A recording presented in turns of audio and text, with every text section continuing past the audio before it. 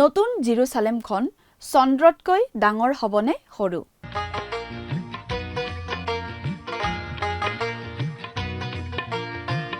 আজিৰে পবিত্ৰ ক্ষণতে উজলি উঠা।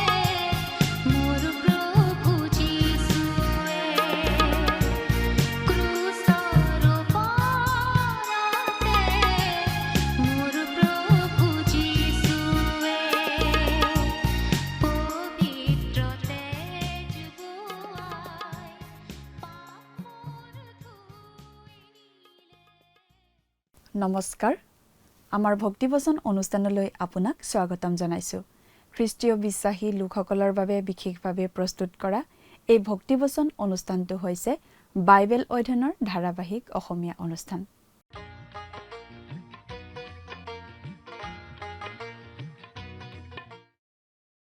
প্ৰিয় দৰ্শক আপুনি যদি আমাৰ আগৰ অনুষ্ঠানটো শুনিছিল তেনেহলে আপোনাৰ নিশ্চয় মনত আছে যে আমি এতিয়া বাইবেলৰ নতুন নিয়ম খণ্ডৰ প্ৰকাশিত বাক্য নামৰ পুস্তকখন অধ্যয়ন কৰি আছো আৰু যোৱা অনুষ্ঠানত আমি এই প্ৰকাশিত বাক্য পুস্তকৰ 21 নম্বৰ অধ্যায়ৰ 3 নম্বৰ পদৰ পৰা 10 নম্বৰ পদলৈকে পঢ়ি তাৰ ভিত্তিত আগবঢ়োৱা আলোচনা শুনিবলৈ পালো আজিৰ অনুষ্ঠানত আমি এই প্ৰকাশিত বাক্য পুস্তকখনৰ 21 নম্বৰ অধ্যায়ৰ 11 নম্বৰ পদৰ পৰা 18 নম্বৰ পদলৈকে পঢ়ি তাৰ ভিত্তিত আগবঢ়োৱা আলোচনা শুনিবলৈ পাম 21 নম্বৰ অধ্যায়ত অনন্তকালৰ উন্মোচন কৰা হৈছে এখন নতুন স্বৰ্গ নতুন পৃথিৱী নতুন জেৰুজালেম নতুন যুগ আৰু মেৰপোৱালীৰ কইনাৰ চিৰন্তন বাসস্থান য'ত আমি খ্ৰীষ্ট যীশুত নতুন সৃষ্টি হ'ম প্ৰথম আকাশমণ্ডল আৰু পৃথিৱী আঁতৰি যাব আৰু নতুন আকাশমণ্ডল আৰু নতুন পৃথিৱী হ'ব সমুদ্ৰও আৰু নাথাকিব দৰাৰ বাবে সজোৱা কইনাৰ নিচিনাকৈ পবিত্ৰ নগৰ নতুন জেৰুজালেম ঈশ্বৰৰ ওচৰৰ পৰা স্বৰ্গৰ পৰা নামি আহিব এই নতুন জেৰুজালেম হৈছে বাসস্থান মণ্ডলীৰ বাবে প্ৰস্তুত কৰা চিৰকলীয়া ঘৰ ঈশ্বৰৰ আবাস মানুহৰ লগত আৰু তেওঁলোকৰ মাজত তম্বু স্থাপন কৰিব আৰু তেওঁলোক তেওঁৰ লোক হ'ব ঈশ্বৰ নিজেই তেওঁলোকৰ লগত থাকিব আৰু তেওঁলোকৰ ঈশ্বৰ হ'ব ঈশ্বৰে তেওঁলোকৰ চকুৰ পৰা সকলো চকুলো মচি পেলাব মৃত্যু আৰু নাথাকিব আৰু সুখ কান্দোন আৰু যন্ত্ৰণাও নাথাকিব এজন স্বৰ্গদূতে জোহনক মেৰ পোৱালীৰ ভাৰ্যাক দেখুৱা বুলি এটা ডাঙৰ আৰু ওখ পৰ্বতলৈ লৈ গ'ল আৰু ঈশ্বৰৰ পৰা স্বৰ্গৰ পৰা নামি অহা সেই মহানগৰ পবিত্ৰ নতুন জেৰুজালেমখন দেখুৱালে নিশ্চিতভাৱে এই নতুন জেৰুজালেমৰ কোনো সমকক্ষ পৃথিৱীৰ নগৰসমূহৰ ভিতৰত নাই যিবোৰ পাৰ্থিৱ ভেটিৰ ওপৰত নিৰ্মিত আৰু সেই ভিত্তিৰ পৰাই গঠিত এই নতুন জেৰুজালেম নগৰখন স্বৰ্গৰ পৰা নামি আহিছে উৎপত্তি স্বৰ্গত আৰু প্ৰভু যীশুৱে হৈছে নিৰ্মাতা ঈশ্বৰৰ মহিমাৰে উজ্জ্বল সেই নতুন জেৰুজালেমৰ পোহৰ স্ফটিকৰ দৰে জিলিকি থকা অতি মূল্যৱান শিলৰ দৰে বুলি জোহনে দেখিছিল সেই নগৰৰ চাৰিওফালে ওখ আৰু ডাঙৰ গড় আৰু তাত 12খন দুৱাৰ 12খন দুৱাৰত 12জন দূত আৰু তাত কেইটামান নাম লিখা আছিল সেই নাম কেইটা ইছৰাইলৰ 12টা ফৈদৰ নাম 12খন দুৱাৰৰ 3খন দুৱাৰ পূব ফালে 3খন উত্তৰ ফালে 3খন দক্ষিণে আৰু 3খন পশ্চিম দিশে প্ৰিয় দৰ্শক কথাবোৰ অধিক বহলাই চাবলৈ আহকচোন এতিয়া আমি মূল আলোচনাটোৰ মাজলৈ আগবাঢ়ি যাওঁ প্ৰিয় শ্ৰোতা আমি আজি কিছুদিন ধৰি বাইবেলৰ একেবাৰে শেষৰখন পুস্তক অৰ্থাৎ জোহনৰ প্ৰতি প্ৰকাশিত বাক্য নামৰ পুস্তকখন অধ্যয়ন কৰি আছোঁ নহয়নে বাৰু আপুনি যদি আমাৰ যোৱা অনুষ্ঠানটো শুনিছিল তেনেহ'লে আপোনাৰ নিশ্চয় মনত আছে যে যোৱা অনুষ্ঠানত আমি এই প্ৰকাশিত বাক্য পুস্তকখনৰ 21 নম্বৰ অধ্যায়ৰ 10 নম্বৰ পদলৈকে পঢ়ি আমাৰ আলোচনা আগবঢ়াইছিলোঁ আমি এতিয়া বিশেষভাৱে এটা কথা আলোচনা কৰি আছোঁ আৰু সেইটো হৈছে ভৱিষ্যতে স্বৰ্গৰ পৰা নামি আহিবলগীয়া নতুন জেৰুজালেমৰ কথা পৃথিৱীত মহাক্লেশৰ অন্ত পৰাৰ পাছত খ্ৰীষ্টৰ দ্বিতীয় আগমন হ'ব আৰু তেওঁ পৃথিৱীত 1000 বছৰীয়া ন্যায় শাসন প্ৰতিষ্ঠা কৰিব তাৰ আগে আগে শয়তানক বান্ধি ৰখা হ'ব 1000 বছৰীয়া শাসনকাল শেষ হ'লে শয়তানক কিছুদিনৰ বাবে মুকলি কৰি দি মানুহক ভুলাবলৈ আকৌ এটা সুযোগ দিয়া হ'ব আৰু তাৰ পাছতে শয়তান আৰু তাৰ অনুগামী সকলোকে নৰকৰ অগ্নিৰ সৰোবৰত পেলোৱা হ'ব তাৰ পাছত আৰম্ভ হ'ব অনন্তকলীয়া যুগ পৃথিৱী আৰু স্বৰ্গ সকলো নতুনকৈ সৃষ্টি কৰা হ'ব আৰু স্বৰ্গৰ পৰা নামি আহিব নতুন জেৰুজালেম সেই নতুন জেৰুজালেম হ'ব খ্ৰীষ্টীয় বিশ্বাসীসকলৰ থকা ঠাই তাতেই তেওঁলোকৰ লগত থাকিব স্বয়ং প্ৰভু যীশুখ্ৰীষ্ট সেই নতুন জেৰুজালেমৰ বিষয়ে আমি বিশেষভাৱে আলোচনা কৰি আছোঁ আজিৰ অনুষ্ঠানতো আমি নতুন জেৰুজালেমৰ বিষয়ে পঢ়িবলৈ পাম এতিয়া আমি বাইবেলৰ পৰা পাঠ কৰি দিব খুজিছোঁ আপুনি আপোনাৰ বাইবেলখন মেলি লৈছেনে বাৰু লগত যদি বাইবেল নাই অনুগ্ৰহ কৰি ভালদৰে মন দি শুনিব প্ৰকাশিত বাক্য 21 নম্বৰ অধ্যায়ৰ 11 নম্বৰ পদ ইয়াত এনেদৰে লিখা আছে তাইৰ জ্যোতি বহুমূলীয়া মণি অৰ্থাৎ স্ফটিকৰ দৰে নিৰ্মল সূৰ্যকান্ত মণিৰ নিচিনা। পাচনি পৌলে ৰোমিয়া 5 অধ্যায় 2 নম্বৰ পদত খ্ৰীষ্টীয় বিশ্বাসীসকলক ঈশ্বৰৰ মহিমাৰ ভাগী হ'বৰ আশাৰে উল্লাস কৰিবলৈ কৈছে। এই আশা পূৰ্ণ হ'ব সেই পবিত্ৰ নগৰত, নতুন জেৰুজালেমত। পাপৰ কবলত থকা মানুহে কেতিয়াও ঈশ্বৰৰ মহিমাৰ প্ৰকাশ দেখিবলৈ পোৱা নাই। অৰণ্যত ইছৰাইলীয়া লোকসকলৰ এই অভিজ্ঞতা হৈছিল যে যেতিয়াই তেওঁলোকে কিবা বিদ্ৰোহ কৰিছিল ঈশ্বৰৰ বিৰুদ্ধে, নাইবা মুচিৰ যোগেদি ঈশ্বৰে দিয়া আজ্ঞা অৱজ্ঞা কৰিছিল, তেতিয়াই তেওঁলোকৰ ওপৰলৈ দণ্ড নমাই আনিবলৈহে ঈশ্বৰৰ মহিমা প্ৰকাশিত হৈছিল। ঈশ্বৰৰ গৌৰৱৰ প্ৰকাশে পাপী মানুহৰ হৃদয়ত ভয় আৰু ত্ৰাসহে উৎপন্ন কৰে। কিন্তু প্ৰভু যীশুৰ ধাৰ্মিকতাৰ বস্ত্ৰ পৰিধান কৰি আমি যে এদিন তেওঁৰ গৌৰৱ মহিমা চকুৰে চাব পাৰিম, সেই আশাই আমাক ৰোমাঞ্চিত কৰি তোলে। এই নতুন জেৰুজালেম নগৰখন দুটা কথাৰ কাৰণে ঈশ্বৰৰ মহিমাৰ পূৰ্ণ প্ৰকাশ পোৱা নগৰ হৈ পৰিব। নতুন জেৰুজালেমতেই যিহেতু ঈশ্বৰ থাকিব, গতিকে এই নতুন জেৰুজালেমেই আচলতে গোটেই বিশ্ব ব্ৰহ্মাণ্ডখনৰ কাৰণে ঈশ্বৰৰ মহিমাৰ উৎসস্বৰূপ হ'ব। সকলো আশীৰ্বাদ এই নগৰৰ পৰা বিকিৰিত হ'ব। দ্বিতীয়তে, নতুন জেৰুজালেমত থকা সাধুসকলৰ উপস্থিতিয়ে ঈশ্বৰৰ মহিমা প্ৰকাশ পোৱাত বাধাৰ সৃষ্টি নকৰে। মানুহৰ পাপৰ কাৰণেই ঈশ্বৰে মানুহৰ মাজৰ পৰা তেওঁৰ মহিমা আঁতৰ কৰি নিছিল। কিন্তু এই নগৰত সেইবোৰ কথা অতীত হ'ব। তাত মুক্তি পোৱা মানুহবোৰে ঈশ্বৰৰ সৈতে বাস কৰিব আৰু সেই নগৰ হ'ব ঈশ্বৰৰ প্ৰভাৱযুক্ত। এয়েই আচলতে খ্ৰীষ্টীয় বিশ্বাসীসকলৰ মুখ্য আকৰ্ষণ। এই নগৰৰ যোগেদিয়েই খ্ৰীষ্টীয় মণ্ডলীৰ প্ৰতি থকা ঈশ্বৰৰ উচ্চ পৰিকল্পনা প্ৰকাশ পায়। আৰু সেই পৰিকল্পনাটো হৈছে অনেক সন্তানক সেই মহিমা গৌৰৱযুক্ত পৰিৱেশলৈ অনা। ইয়াত যিটো শব্দ জ্যোতি বুলি উল্লেখ কৰা হৈছে, আচলতে মূল গ্ৰীক ভাষাত সেই শব্দটোৱে বুজায় জ্যোতিৰ উৎস, অৰ্থাৎ য'ৰ পৰা পোহৰ ওলায়। মূল গ্ৰীক শব্দটো হৈছে ফোষ্টাৰ, অৰ্থাৎ সেই নতুন জেৰুজালেম নগৰখন পোহৰ দিওঁতা নগৰ। চন্দ্ৰই সূৰ্যৰ পোহৰ প্ৰতিফলিত কৰাৰ নিচিনাকৈ এই নগৰে পোহৰ প্ৰতিফলিত নকৰে। সূৰ্যত চলি থকা এটা বিশেষ ৰাসায়নিক প্ৰক্ৰিয়াৰ ফলতহে পোহৰ উৎপন্ন হয়। এই নগৰত কিন্তু তেনেকৈ পোহৰ উৎপন্ন নহয়। কিন্তু এই নগৰখনৰ পৰাই পোহৰ ওলাব, কাৰণ এই নগৰখনেই হ'ব পোহৰৰ উৎস। এইটো কেনেকৈ সম্ভৱ হ'ব? কাৰণ তাত থাকিব পিতৃ ঈশ্বৰ আৰু পুত্ৰ যীশুখ্ৰীষ্ট। আৰু প্ৰভু যীশুৱে নিজকেই জগতৰ পোহৰ বুলি কৈছে, ঈশ্বৰ পোহৰ। গোটেই নগৰখন এটা মূল্যৱান বাখৰৰ নিচিনা। আৰু এই বাখৰটো সূৰ্যকান্ত মণি বুলি কোৱা হৈছে। সূৰ্যকান্ত মণি আচলতে কোৱাৰ্টজ নামৰ পদাৰ্থৰ দ্বাৰা গঠিত বহুৰঙীয়া মণি। আচলতে ইয়াত যি মণি বুজোৱা হৈছে সেইটো হীৰাৰ নিচিনা মূল্যৱান আৰু স্বচ্ছ মণি। আচলতে হীৰাহে বেছি খাপ খায় এই বৰ্ণনাৰ সৈতে। নতুন জেৰুজালেমখন যেন সোণৰ ওপৰত বন্ধোৱা হীৰাৰ বাখৰহে। এই নগৰখন দৰাই অৰ্থাৎ যীশুখ্ৰীষ্টই কন্যা অৰ্থাৎ খ্ৰীষ্টীয় মণ্ডলীক বিয়াত উপহাৰ দিয়া আঙুঠি বুলি আমি ক'ব পাৰোঁ। খ্ৰীষ্টৰ সৈতে খ্ৰীষ্টীয় মণ্ডলীৰ বিবাহৰ এইটো চিন।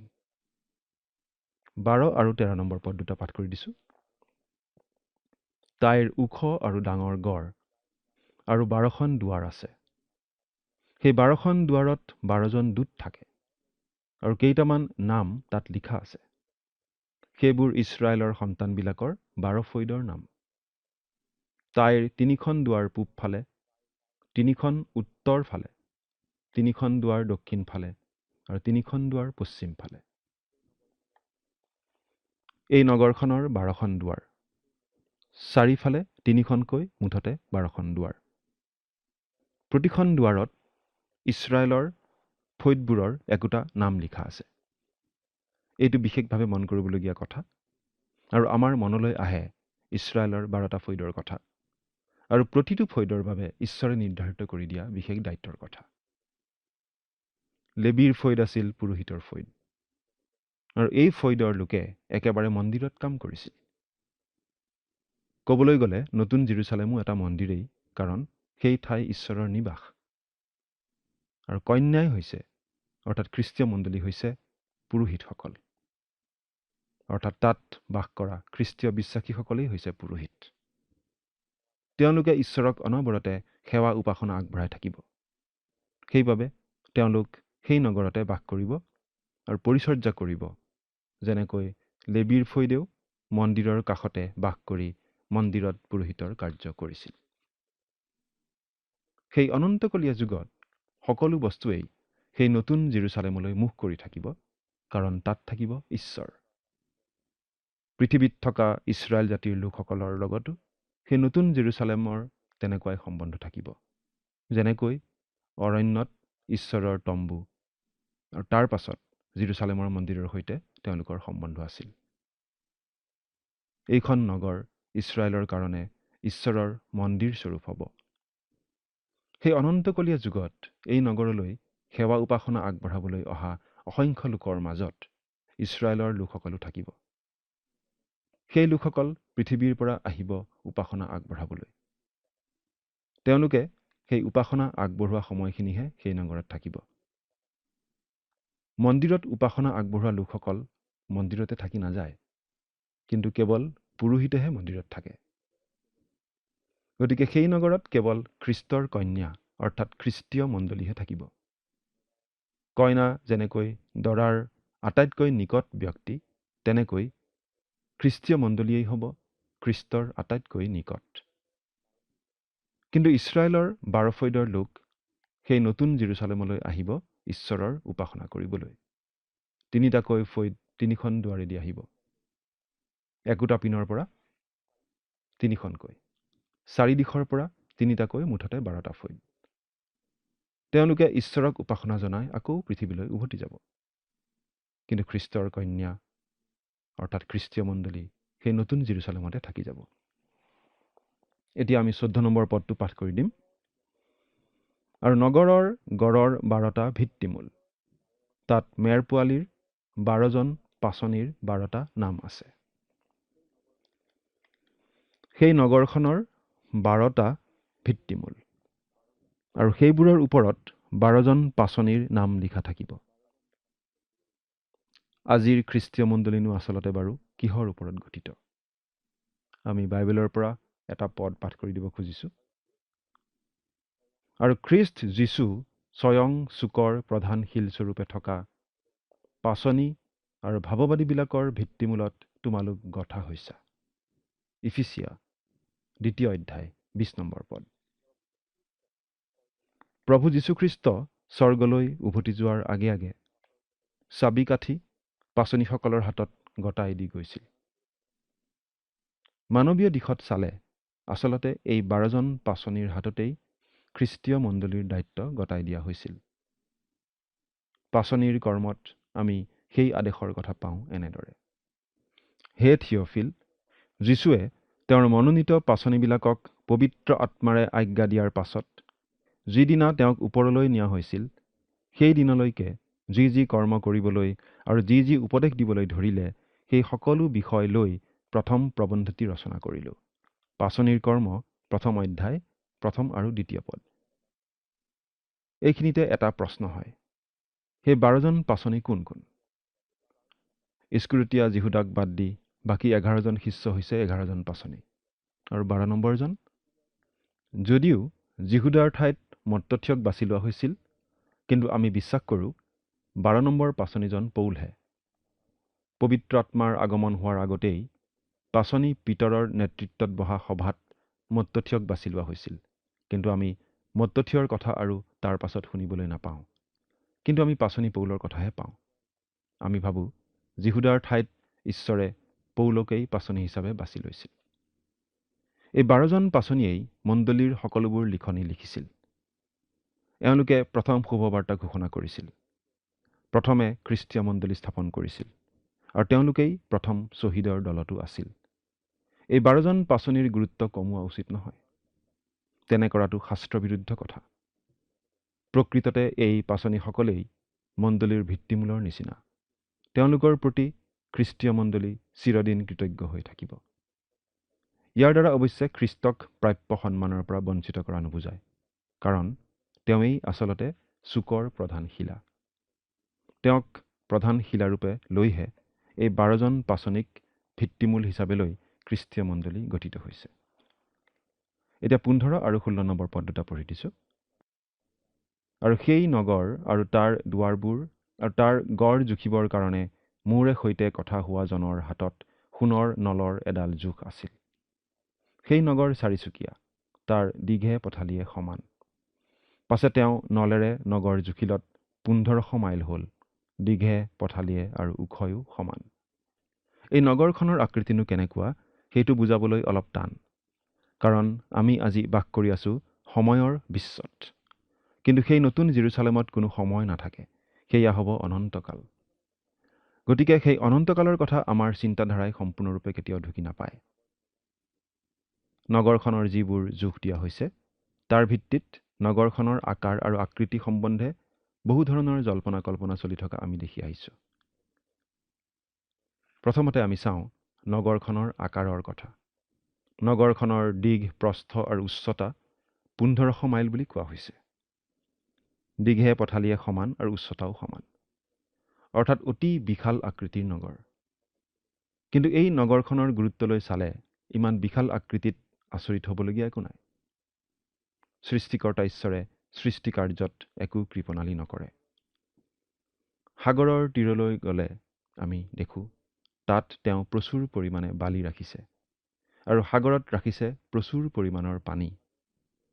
তেওঁ পৰ্বতসমূহ বনাইছে সঠিক জোখত আৰু সকলো পিনে শিলবোৰ ৰাখিছে। তেওঁ আকাশমণ্ডল উপচি পৰাকৈ গ্ৰহ নক্ষত্ৰ আদি সৃজিছে। যেতিয়া ঈশ্বৰে কিবা এটা সাজে, তেওঁৰ প্ৰাচুৰ্যেৰে সাজে। এই নগৰখনেও ইয়াৰ নিৰ্মাতাৰ স্বাক্ষৰ বহন কৰে। নাচৰতৰ বাঢ়ৈ প্ৰভু যীশুখ্ৰীষ্ট এই নগৰৰ নিৰ্মাতা। এতিয়া আমি চাওঁ নগৰখনৰ আকৃতিৰ কথা। ইয়াত নগৰখন 4 চুকীয়া বুলি কোৱা হৈছে।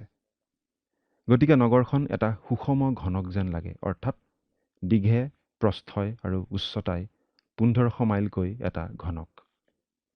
কিন্তু কোনো কোনো পণ্ডিতে নগৰখন এটা পিৰামিডৰ নিচিনা বুলিহে কল্পনা কৰিছে। কিছুমানে এই জোখকেইটাক লৈ বেলেগ আকৃতিৰ কথা কল্পনা কৰে।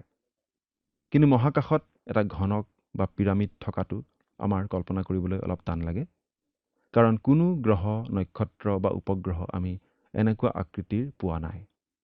মহাকাশৰ বস্তুবোৰ গোলাকাৰহে হয়। কিন্তু ইয়াত অতি স্পষ্টভাৱে কোৱা হৈছে যে নগৰখন 4 চুকীয়া। গতিকে নগৰখন আমি কল্পনা কৰিব পাৰোঁ এটা স্বচ্ছ গোলাকাৰ বলৰ মাজত থকা এটা সুষম ঘনক হিচাপে। ইয়াত আমাক ভিতৰৰ জোখকেইটা দি দিয়া হৈছে। এটা প্লাষ্টিকৰ বলৰ ভিতৰত এটা ঘনক ঠিক লুডুৰ গুটিটোৰ নিচিনা আকৃতিৰ যেন সোমাই আছে, আৰু সেই ঘনকটোৰ 8টা চুক প্লাষ্টিক বলটোৰ ভিতৰ পিনে লাগি আছে। ঠিক এনেকুৱা এটা আকৃতি আমি কল্পনা কৰি ল'ব পাৰোঁ। সেই গোলকটোৰ পৰিধি হ'ব প্ৰায় 8164 মাইল আৰু ব্যাস হ'ব প্ৰায় 2600 মাইল। চন্দ্ৰৰ ব্যাস মাত্ৰ 2160 মাইল। গতিকে সেই গোলকটোৰ আকাৰ চন্দ্ৰতকৈও অলপ ডাঙৰ হ'ব। গতিকে নতুন জেৰুচালেমখন চন্দ্ৰতকৈও ডাঙৰ হ'ব। আমি ভাবোঁ আমি সেই গোলকটোৰ ভিতৰ পিনে বাস কৰিম, বাহিৰ পিনে নহয়। আমি পৃথিৱীখনৰ বাহিৰ পিনে বাস কৰোঁ, আৰু সেইবাবে ঈশ্বৰে মাধ্যাকৰ্ষণ শক্তিৰ সৃষ্টি কৰিব লগা হ'ল। নহ'লে আমি পৃথিৱীৰ পৰা ছিটিকি গ'লোহেঁতেন, কাৰণ পৃথিৱীখন ঘূৰি আছে। কিন্তু সেই নতুন জেৰুচালেমত আমি গোলকটোৰ ভিতৰ পিনে বাস কৰিম বুলি বিশ্বাস কৰোঁ। এতিয়া 17 আৰু 18 নম্বৰ পদ দুটা পাঠ কৰি দিছোঁ। পাছে গড় জুখিলত মানুহৰ অৰ্থাৎ দূতৰ জোখডালেৰে 144 হাত হ'ল। আৰু তাৰ গড়ৰ গাঁথনি সূৰ্যকান্ত মণিৰ, আৰু নগৰখন শুদ্ধ সোণৰ নিৰ্মল আৰ্চিৰ নিচিনা। নগৰৰ চাৰিওপিনে দেৱাল দিয়া হয় সুৰক্ষাৰ কাৰণে, আৰু সুৰক্ষাই বুজায় শান্তি। দেৱাল থকা নগৰ সুৰক্ষিত নগৰ। নতুন জেৰুজালেম সুৰক্ষিত নগৰ, আৰু তাত বাস কৰা লোকসকল সম্পূৰ্ণ সুৰক্ষিত, শান্তিৰ নগৰ। পৃথিৱীত থাকোঁতে খ্ৰীষ্টত বিশ্বাস স্থাপন কৰাৰ দ্বাৰাই ঈশ্বৰৰ সৈতে শান্তি স্থাপন কৰা লোকসকলে সেই নতুন জেৰুজালেমত শান্তিৰ মাজত বাস কৰিবলৈ পাব অনন্তকাললৈকে। দেৱালকেইখন প্ৰায় 216 ফুট ওখ। বিশাল নগৰ, বিশাল দেৱাল। কিন্তু দেৱালকেইখন আচলতে সৌন্দৰ্য বৰ্ধনৰ কামতহে বেছি ব্যৱহৃত হোৱা আমি দেখোঁ। দেৱালবোৰ হ'ব মণি-মুকুতা খটোৱা। এনেহেন এখন সুপৰিকল্পিত, সুৰক্ষিত, বিয়াগোম চহৰত প্ৰভু যীশুৰ সৈতে বাস কৰিবলৈ পাব খ্ৰীষ্টীয় বিশ্বাসীসকলে। আপুনি বাৰু সেই নগৰত বাস কৰিবলৈ পাবনে? ঈশ্বৰে আপোনাক আশীৰ্বাদ কৰক। আমেন।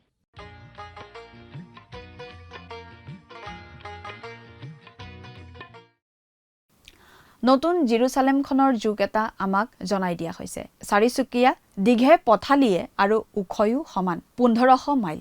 এই যুগ অনুসাৰে অনুমান কৰা হৈছে যে নতুন জেৰুজালেমখন এটা ঘনকৰ নিচিনা, যাৰ দিক, প্ৰস্থ আৰু উচ্চতা 1500 মাইল। সেই ঘনকটো এটা গোলকৰ ভিতৰত খাপ খুৱাই ধৰিলে গোলটোৰ পৰিধি হ'ব 8164 মাইল। সেই গোলকটোৰ ব্যাস হ'ব প্ৰায় 2600 মাইল। চন্দ্ৰটোৰ ব্যাস প্ৰায় 2160 মাইল। গতিকে নতুন জেৰুজালেমখন চন্দ্ৰতকৈ অলপ ডাঙৰ হ'ব বুলি মত পোষণ কৰিছে বহুতো ব্যাখ্যাকাৰে। যিহেতু খুব বেছি কথা আমাক জনাই দিয়া হোৱা নাই, কিছু কথা আমি অনুমানহে কৰি ল'ব লগা হয়। প্ৰিয় দৰ্শক, আজিলৈ আমাৰ অনুষ্ঠানটো ইমানতে সামৰণি মাৰিব খুজিছো। পৰৱৰ্তী অনুষ্ঠানত আপোনালোকক পুনৰ লগ পোৱাৰ আশা ৰাখিছো। সামৰণিতে আহক খন্তেক প্ৰাৰ্থনাত মূৰ দুৱাওঁ। স্বৰ্গত থকা অতি মৰমীয়াল দয়ালু পিতৃ ঈশ্বৰ, ধন্য হওক প্ৰভু তোমাৰ নাম। তোমাৰ আশীৰ্বাদ, তোমাৰ অনুগ্ৰহ প্ৰভু প্ৰত্যেকৰ ওপৰত আছে। হয় পিতৃ, তাক বিশ্বাস কৰোঁ। বিশেষকৈ পিতৃ সময়তে প্ৰাৰ্থনা কৰিছোঁ প্ৰতিজন দৰ্শকসকলৰ বাবে। প্ৰভু, তুমি তেওঁলোকক তোমাৰ আশীৰ্বাদেৰে পৰিপূৰ্ণ কৰিবা। আৰু প্ৰভু, যদি কিবা তেওঁলোকৰ সমস্যা বা প্ৰভু চিন্তা বিষয়বোৰ আছে, সকলো তোমাৰ হাতত ৰাখোঁ। তোমাৰ পবিত্ৰ হাতেৰে সেই সকলোবিলাক প্ৰভু তুমি দূৰ কৰি নিবা, আৰু তেওঁলোকে যাতে তোমাক ধন্যবাদ দি তেওঁলোকৰ জীৱন যাতে প্ৰভু সম্পূৰ্ণৰূপে তোমাক বিশ্বাসেৰে যাতে আগবাঢ়ি প্ৰভু যাবলৈ পাৰিব, তেনে আশীৰ্বাদ দান কৰা। এই সকলো যাচনা মহান ত্ৰাণকৰ্তা প্ৰভু যীশু খ্ৰীষ্টৰ নামত অৰ্পণ কৰিছোঁ।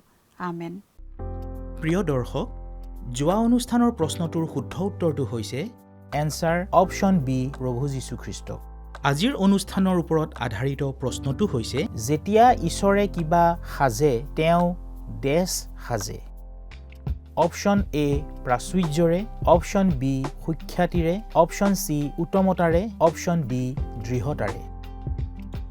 প্ৰিয় দৰ্শক, আজিৰ প্ৰশ্নৰ সঠিক উত্তৰটো আজি সন্ধিয়া 6 বজাৰ আগেয়ে আপোনাৰ নাম আৰু সম্পূৰ্ণ ঠিকনাৰে সৈতে আমালৈ 7429840242 নম্বৰত SMS নাইবা হোৱাটছআপ যোগে প্ৰেৰণ কৰক।